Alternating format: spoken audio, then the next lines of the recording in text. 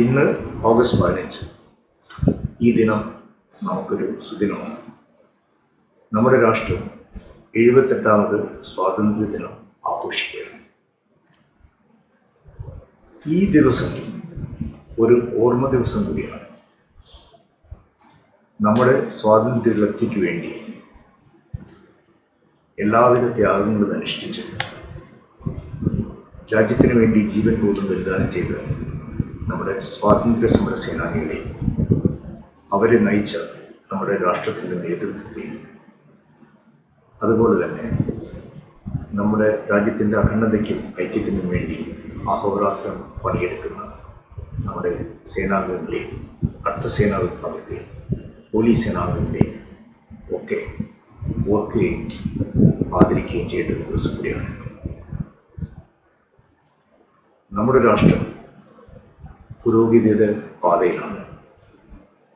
ഇന്ന് ലോകത്തെ 5ാമത്തെ സാമ്പത്തിക മുൻനിരയിൽ എത്തി നിൽക്കുകയാണ് നമ്മുടെ ഭാരതം. ഇനി അങ്ങോട്ട് ഇതിനേക്കാളും വേഗത്തിൽ പലതും നമുക്ക് നേടിയെടുക്കാനുണ്ട്. നമ്മുടെ ഈ പുരോഗതിയിൽ ചില രാഷ്ട്രങ്ങൾ അസ്വസ്ഥരായിരിക്കുന്നു എന്ന് കാണുന്നു.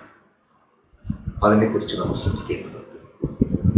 നമ്മുടെ ഐക്യവും ഒരുമയും കൂട്ടായ്മയും എല്ലാം എല്ലാ കാര്യങ്ങളിലും ദൃഢമായി നമ്മളെ സഹായിക്കേണ്ടിയിരിക്കുന്നു. ഈ രാജ്യം ഇനിയും പുരോഗതിയിലേക്ക് മുന്നേറിക്കൊണ്ടേയിരിക്കും എന്ന കാര്യത്തിൽ നമുക്ക് ആർക്കും ഒരു സംശയവും ഉണ്ടാകേണ്ട കാര്യമില്ല. നമ്മുടെ രാഷ്ട്രം വളരെ വേഗം തന്നെ ഒരു ഏഷ്യയിലെങ്കിലും ഒരു സൂപ്പർ പവർ ആകുന്നത് നാം കാത്തിരിക്കുന്നു. അതിനായി എല്ലാവരും ഒരുമിച്ച് യത്നിക്കാൻ ശ്രമിക്കുമാറാകട്ടെ എന്ന് ആശംസിച്ചുകൊണ്ട് പ്രാർത്ഥിച്ചുകൊണ്ട് ഞാൻ എൻ്റെ വാക്കുകൾ ചുരുക്കുന്നു. നന്ദി, നമസ്കാരം. Where entertainment means information.